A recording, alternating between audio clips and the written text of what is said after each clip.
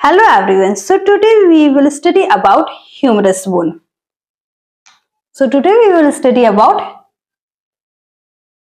Humerus bone. First point, it is the bone of the arm. It is the bone of the arm. It is the bone of arm and it is the longest bone of the upper limb. The next point is it is the longest bone of upper limb.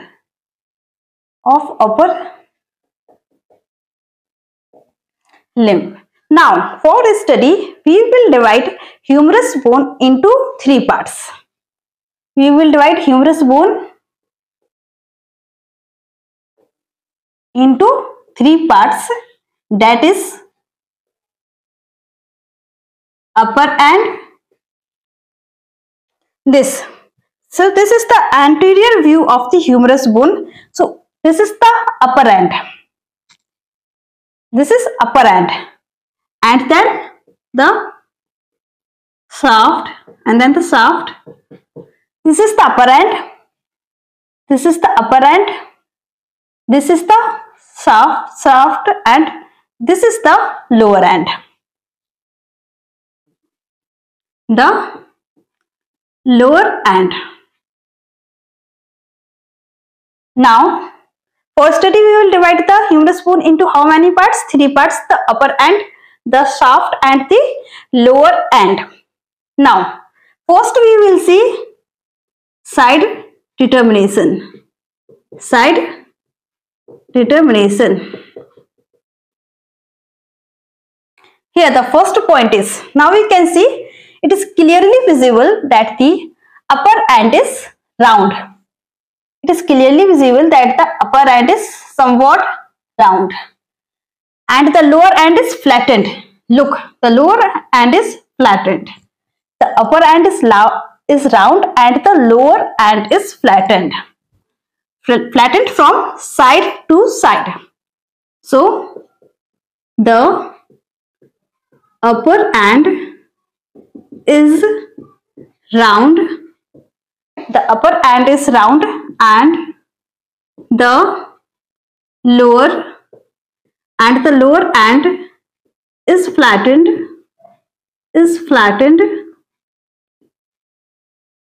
from side to side, and the lower end is flattened, or we can say it expanded. It is expanded. So I think the correct term is expanded here. And the lower end is expanded from side to side. The lower end is flattened from before backward. It means the lower end is flattened from forward to the backward. It means it has some width, so the lower end is flattened from forward to backward. So, and the lower end is flattened from before backward.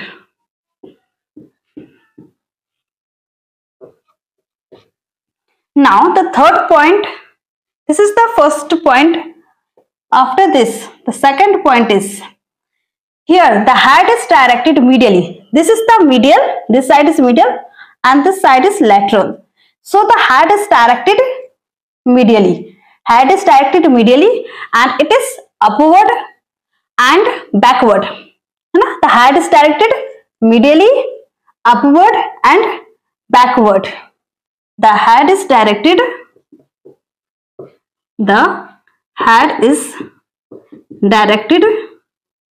medially, upward.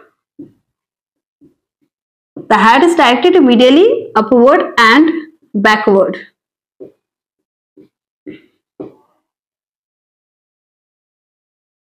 Now, This is the second point. Now look here. So this is the head. First we will mark some important points here. So this is the head. So this is head, and this is lesser tubercle, lesser tubercle, and this is greater tubercle.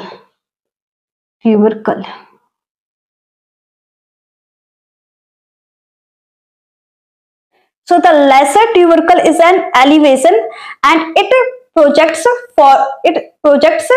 front. So lesser tubercle and the greater tubercle are both elevations, and the lesser tubercle is present on the anterior aspect. So lesser tubercle project fronts. The lesser tubercle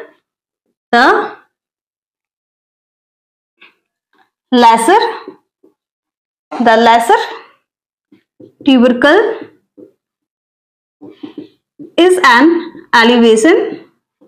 The lesser tubercle is an elevation, projects in front,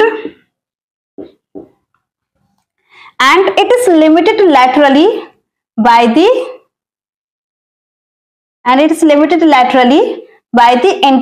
intertubercular sulcus. So this is lesser tubercle and this is greater tubercle, and in between the lesser tubercle and greater tubercle we have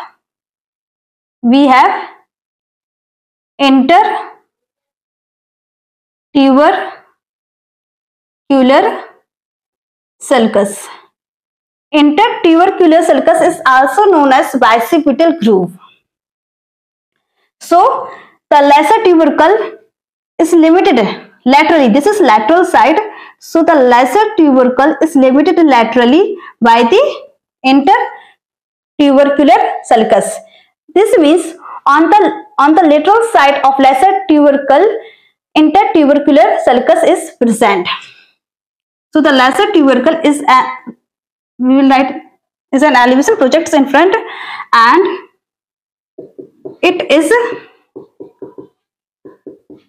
limited laterally by intertubercular sulcus. So this is all about site determination of humerus bone.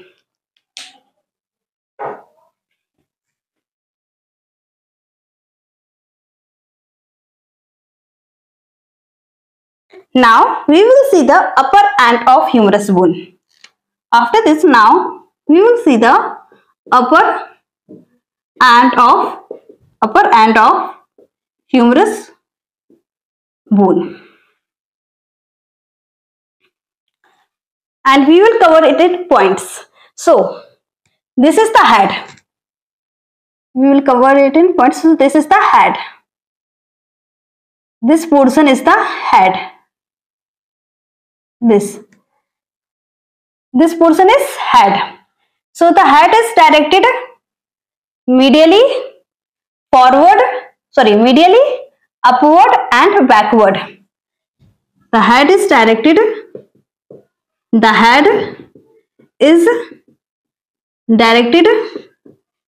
medially upward and backward.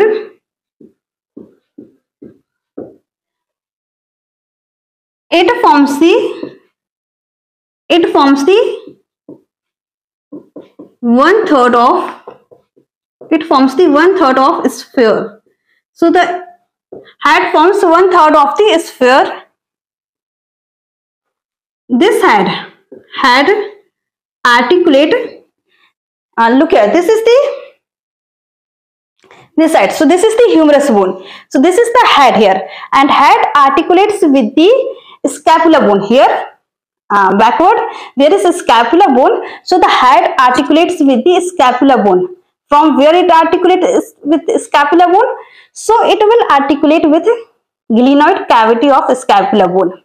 Head will articulate with glenoid cavity of scapula bone. Head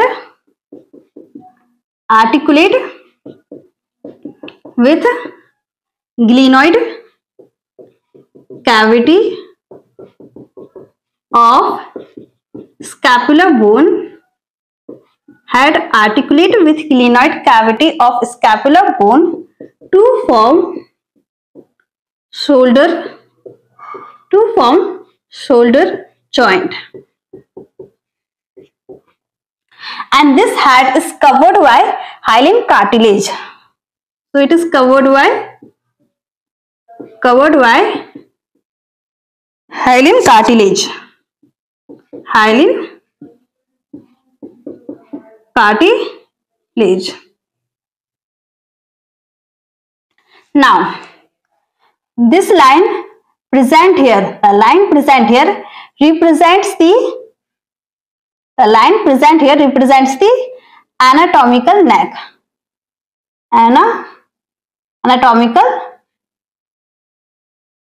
Anatomical neck. So this anatomical neck separates the hand from the rest of the upper end. The anatomical line present here, or the anatomical neck present here, separates the head from the rest of the upper end. So the next is anatomical neck. It separates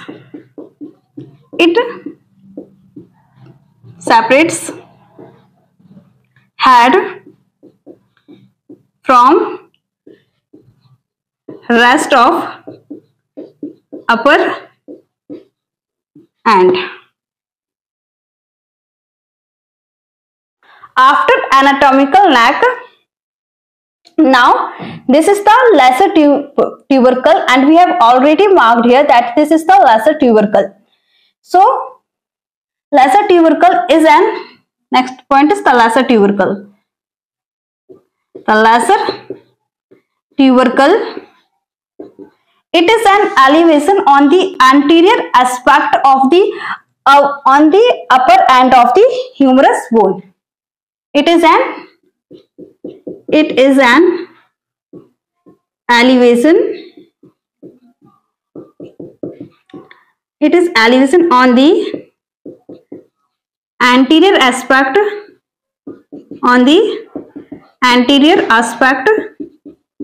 of the upper end of humerus bone. After lesser tubercle, this is the lesser tubercle. After lesser tubercle, this one is the greater tubercle. This one is the greater tubercle. This is the lesser tubercle. Basically, this is the lesser tubercle, and this one is the greater tubercle. So the greater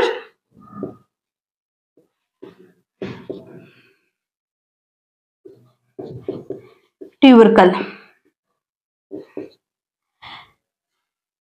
So the greater tubercle is present on the lateral part of the upper end. So the greater tubercle is present on the lateral part of the upper end. This is the lesser tubercle. This is the greater tubercle. Lesser tubercle is present on the anterior aspect of the upper end, and the greater tubercle is present on the lateral part of the above end. So the greater tubercle is present on the lateral part of upper end. So this is the greater tubercle.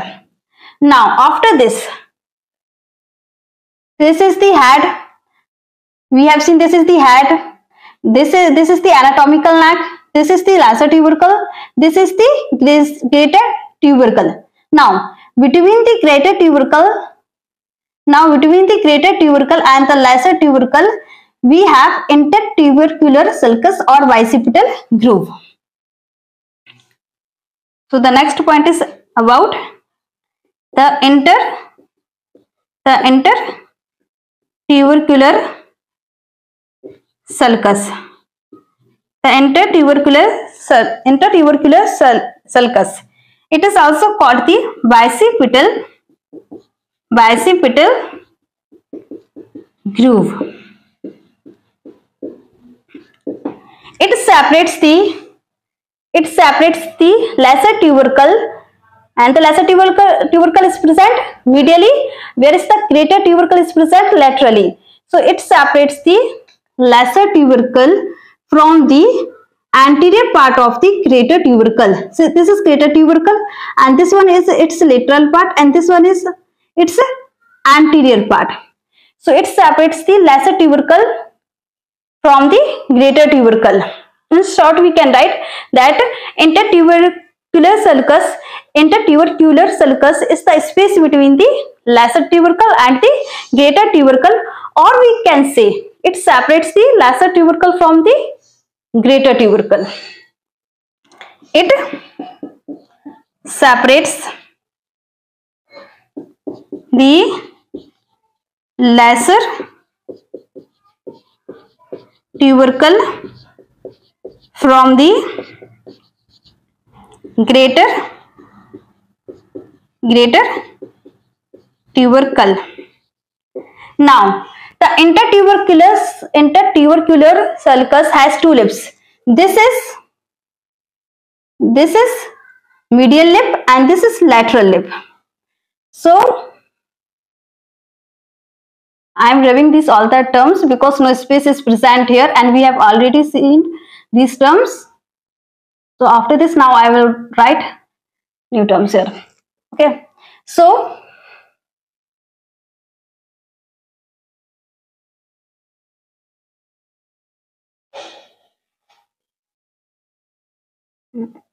okay. So let me drop this portion also.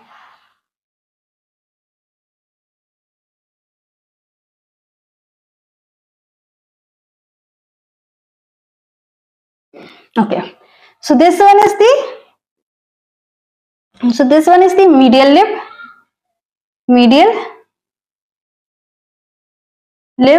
and this one is the lateral lip. So the intertubercular sulcus has medial lip and the lateral lip. It has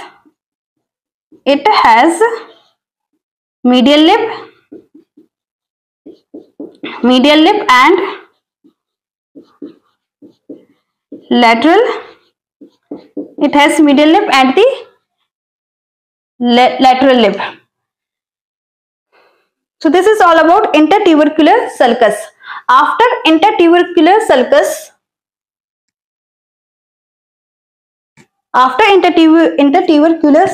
we will see the morphological neck. No. First we will see the surgical neck and then we will see the morphological neck.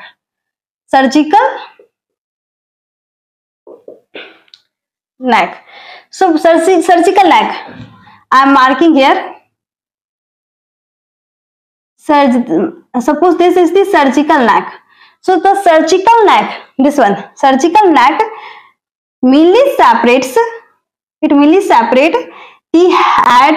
It mainly separate the upper. Sorry, this is the head, and this all is the upper end. So surgical neck separates the upper end from the shaft. It separates the upper end from the shaft.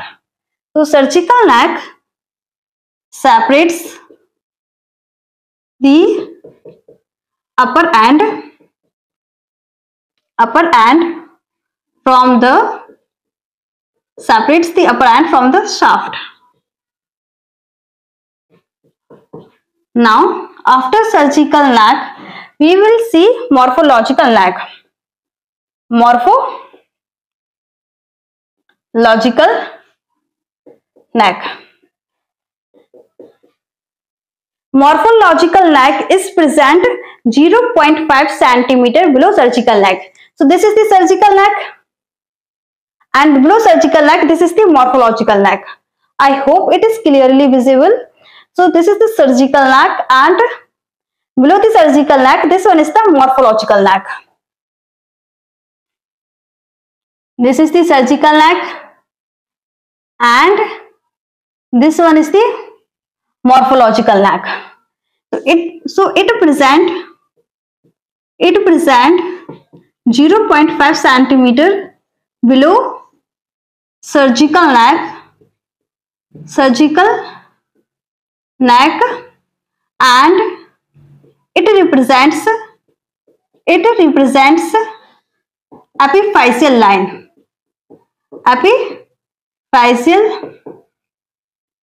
It represents epiphyseal line.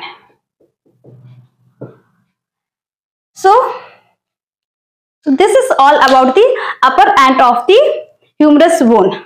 Now let's just quickly revise that what we have seen in the upper end. First is the head. This is the head. First this is the head, rounded, है ना? This is the head, and then this is the anatomical neck. Anatomical neck separates the head from the upper end. Then after anatomical neck, we have seen this is the lesser tubercle, this is the greater tubercle, and in between the lesser tubercle and greater tubercle, we have intertubercular sulcus. Intertubercular sulcus has two lips, that is the medial, that is the medial lip, and the lateral lip.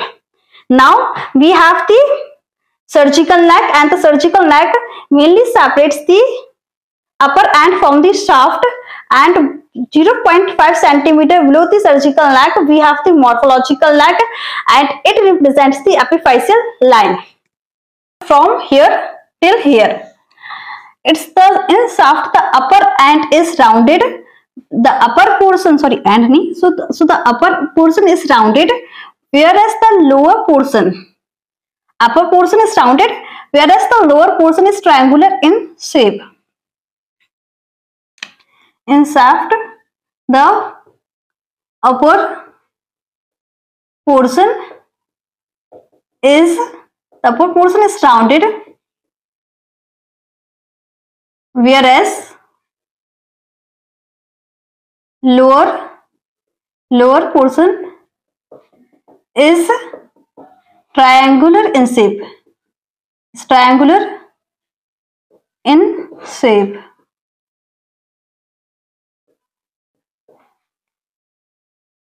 So in shaft, first we will study about three borders, and then we will study about three surfaces.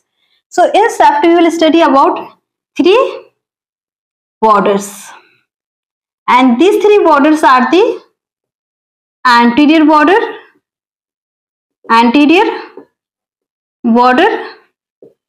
lateral border, and then medial border.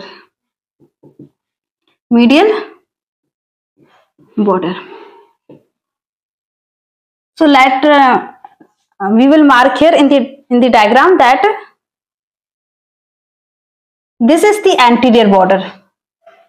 This one is the anterior. This one is the anterior border. Now for study we will divide it into three parts. That is the upper part. Here you represent the upper part, the middle part, and the lower part.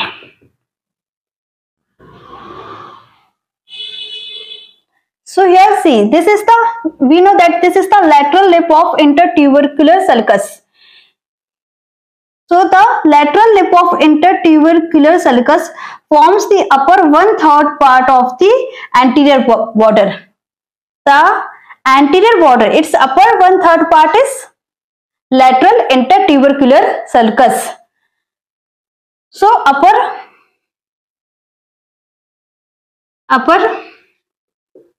1/3, in upper 1/3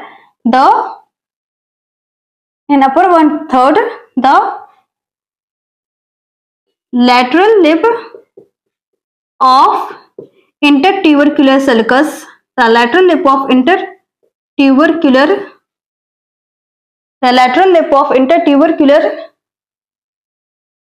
sulcus forms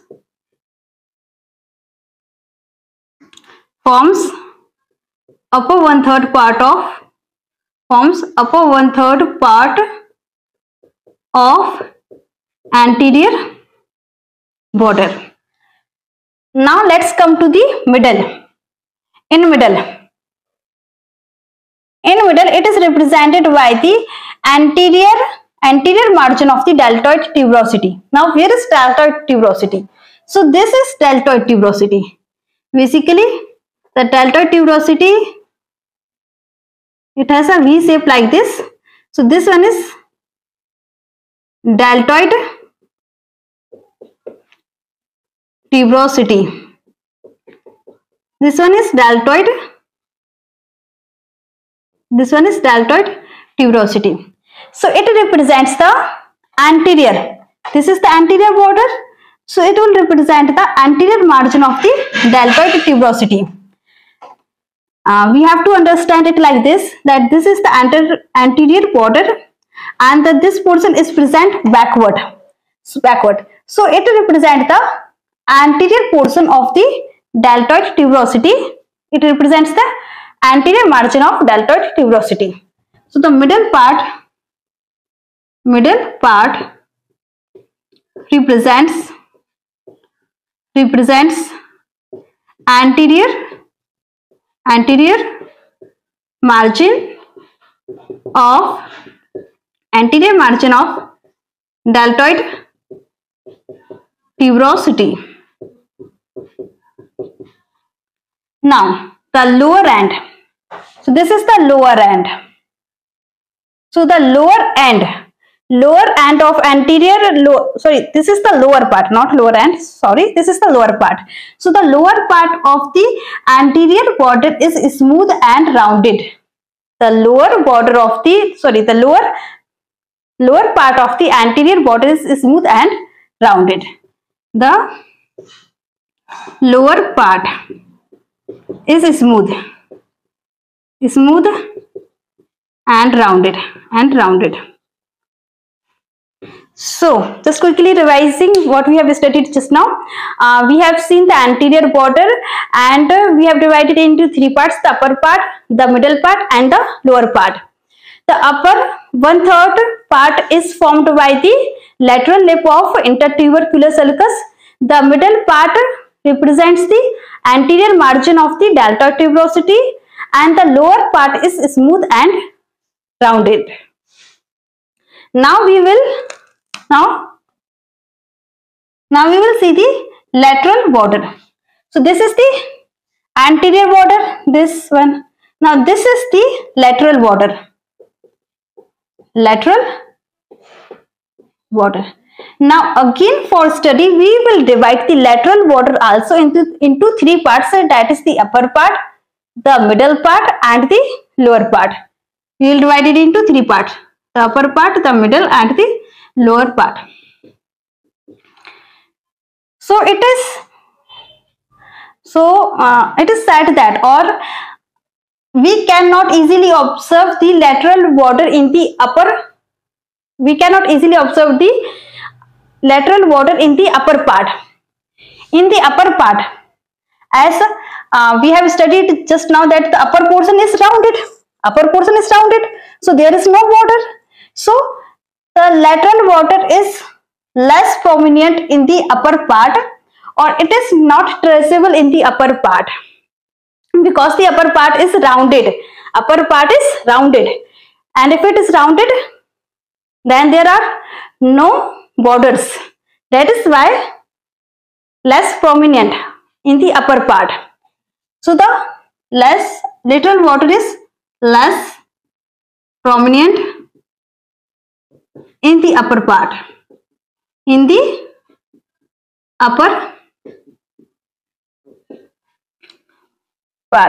But if we see it from the posterior side, that is from this side, but if we see it from the posterior sides, Then this is the lateral border. This is the lateral border. This one is the lateral border. So it is barely traceable up to the greater tubercle. It is barely traceable up to the greater tubercle. This is the greater tubercle. So it is barely traceable up to the posterior part of the greater tubercle. So this is the posterior part of the greater tubercle. This is the anterior part of the greater tubercle, and this is the posterior part of the greater tubercle. So it is barely traceable up to the posterior part of greater tubercle. Now let's come to the middle part. So here, this one is the upper part of the lateral border, and this is the lower part. This is the middle part of the lateral border. And now we are observing and we are watching it from the posterior side, because look here, this is the upper part and this is the middle part. So the middle part is interrupted by the radial groove. Now why we are watching it from the posterior side? Because the radial groove is present on the posterior side. So this is the radial groove. This is the radial groove, and this is the middle part, and this is the middle part, and the middle part is interrupted by the radial groove. The upper part is less traceable because the upper part is rounded. Now the middle part is interrupted by the, so this is the middle part, but here it is interrupted by the radial groove. So middle part is interrupted by the radial groove. And now this is the lower part. So the lower part continues with the lateral supracondylar ridge. This is the ridge, and this ridge is present on the lateral side. So this is called the lateral supracondylar ridge. Here this, and here this portion on the anterior. This portion is called lateral supracondylar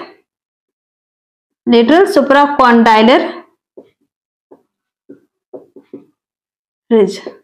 So lower, it continues with the lateral supracondylar ridge. Lower, it continues with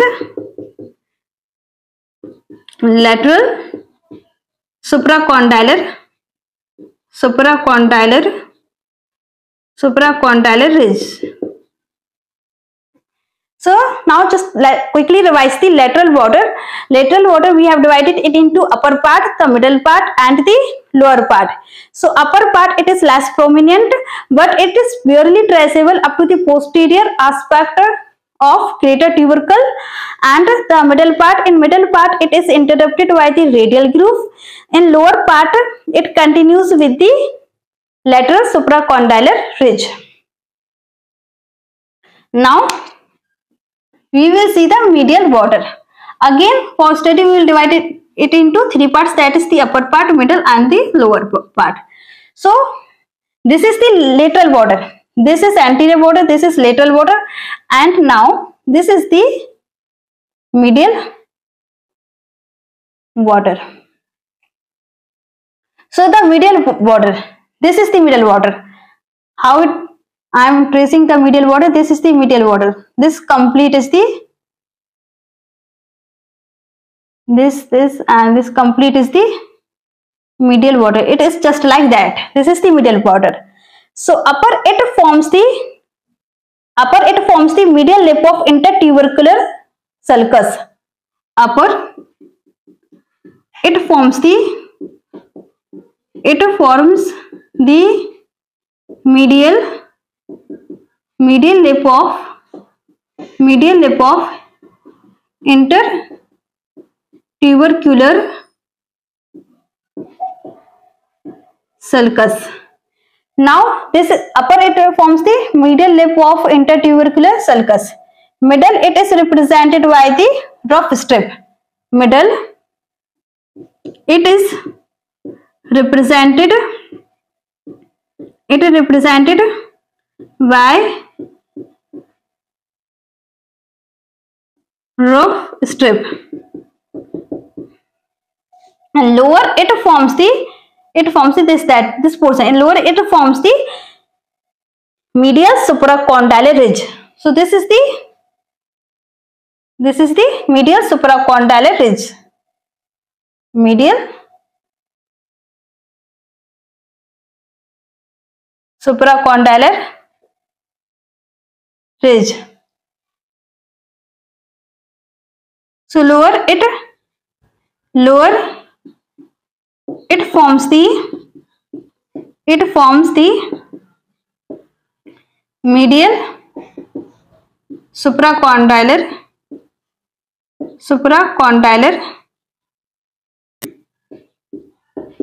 ridge.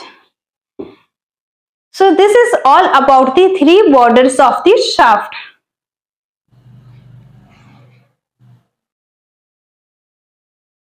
Now we will see the surfaces of shaft. So it has three surfaces, that is the anterolateral surface. So the anterolateral surface is present between the anterior and the lateral border. So this one surface that is present between the anterior and the lateral border is anterolateral surface. Let me just rub this. So this is anterior border and this is lateral border, and the surface between the anterior and the lateral border is anterolateral surface. Now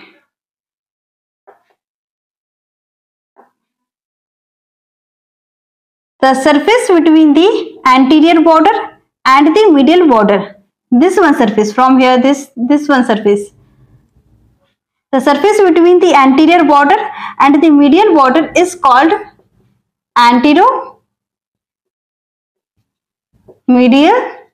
surface. Now let's just turn it.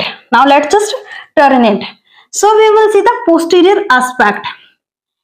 In posterior aspect, this is the posterior aspect. We have just turned it. So this we have just turned it. So this one will be the So this one will be the lateral border, and this one is medial border. So the surface between the medial and the lateral border is called posterior surface. So this one is posterior surface. So it has three surfaces: the anterolateral surface, anteromedial surface, and the posterior surface. So it is present between anterior and lateral border. Next point, its upper part. This is the anterolateral surface, and its upper part is covered by deltoid muscle, because the deltoid muscle is just like that, and deltoid muscle is inserted on the deltoid tuberosity. It is originated from the scapular bone, and then it is inserted on the deltoid tuberosity. So the deltoid muscle will cover the upper part of the anterolateral surface. Upper part is covered by deltoid muscle. Then next point, This is the middle portion, and then the little above the middle, a little above the middle, the deltoid tuberosity is present. A little above the middle, a little above the middle portion, little above the middle portion, the deltoid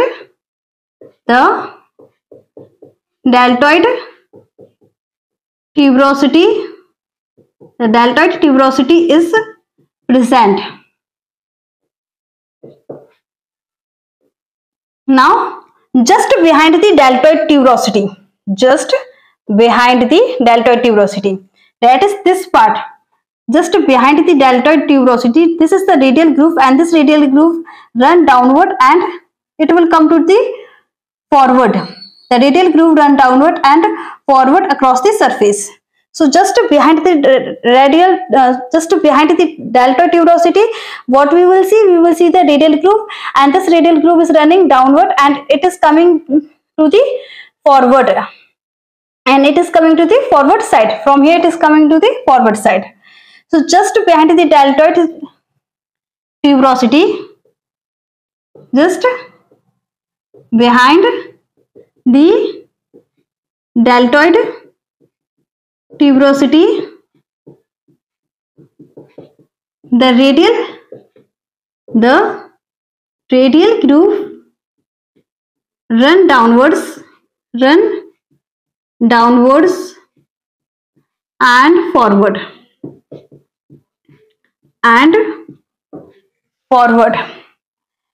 Anteromedial surface present between anterior and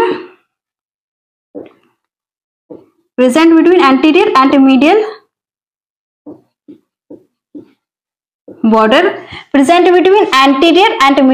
border.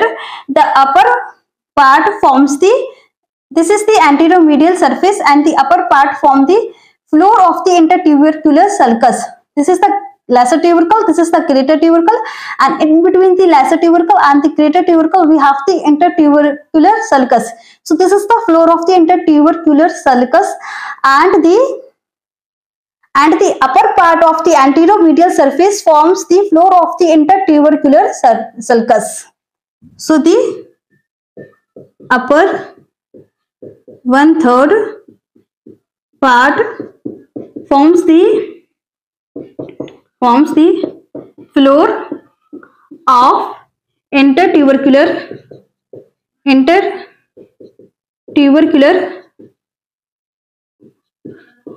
sulcus. Then a groove is present. This is a nutrient foramen is present in the middle of the anteromedial surface. This is the anteromedial surface, and this is the middle part of the anteromedial surface. And in the middle part of the anteromedial surface, a nutrient foramen is present. So, a nutrient foramen is present in the middle of anteromedial. This is anteromedial surface near which border? It is near medial border. Now let's come to the posterior surface. So the posterior surface is present between the lateral border and the medial border. So it is present between medial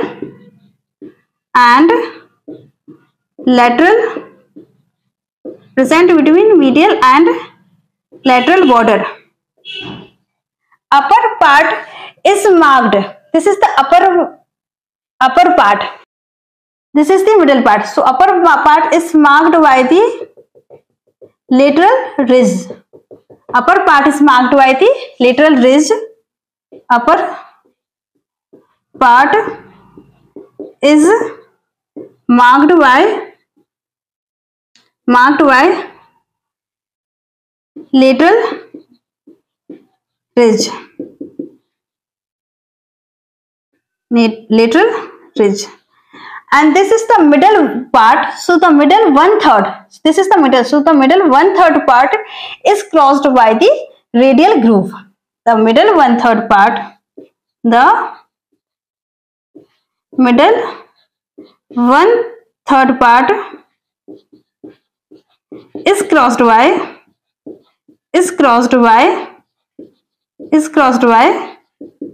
radial groove. So this is all about the surfaces of the shaft. Now after this we will study about the lower end of humerus bone.